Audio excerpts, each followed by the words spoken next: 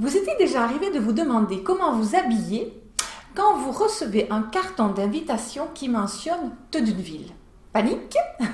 Dans cette courte vidéo, je vais vous expliquer à quoi correspond cette consigne vestimentaire, ce registre vestimentaire. Bonjour, je suis Mademoiselle M, révélatrice de votre meilleure image.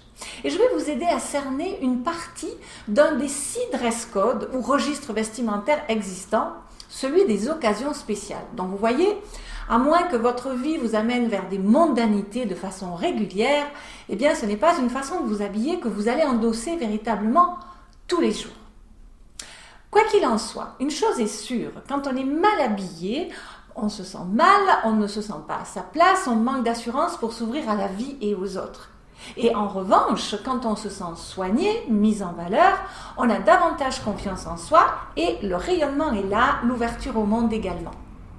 Ce que je vais vous expliquer dans cette vidéo est tiré des bases du conseil en images et dans une certaine mesure, plus particulièrement de la gestion de la garde-robe. Ces choses font bien sûr partie de ma pratique au quotidien, avec des milliers de clients que je reçois à Genève ici depuis ces 20 dernières années, des clients qui apprennent à mieux se connaître et développer leur assurance. Alors, que signifie tenue de ville? Eh bien, il s'agit d'un dress code vestimentaire presque équivalent à la tenue de cocktail et situé entre la tenue professionnelle stricte et la tenue de soirée ou black tie avec smoking.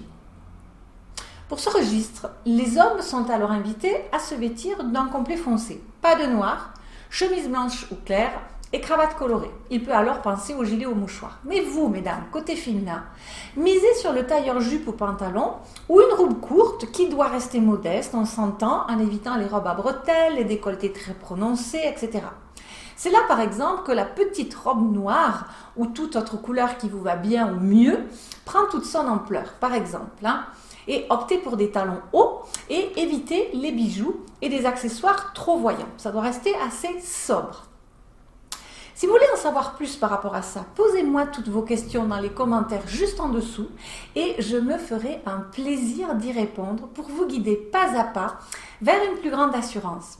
Et puis, si vous voulez avoir plus de détails sur votre image, votre look, parce que vous ne vous sentez pas toujours à 100% sûr dans ce domaine-là, suivez le lien en dessous pour aller récupérer une autre de mes vidéos plus dense qui vous donne les 4 étapes vers votre garde-robe de rêve.